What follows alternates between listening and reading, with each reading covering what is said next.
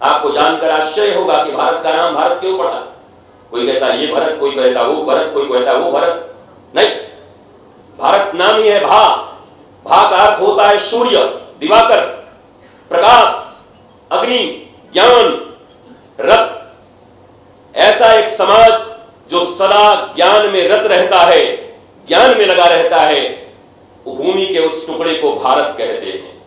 ये भारत है। तो हमें तो ये भी पता नहीं भारत कहां से आया, भारत नाम कैसे पड़ा। हम केवल अंग्रेजों की शिक्षा का यहां प्रचार प्रसार कर रहे हैं, कभी मुगलों का, कभी अंग्रेजों का। भैया आप भी सनातनी हो, आपका इतिहास 1,97,00,000 वर्ष पुराना है। कोई 2100 वर्ष पहले आया, कोई 1450 वर्ष पहले आया, कोई 500 वर्ष पहले आया, कोई 700 वर्ष पहले आया, कोई 2500 वर्ष पहले आया। आप 1,97,000 वर्ष पुराने आपके इतिहास हैं।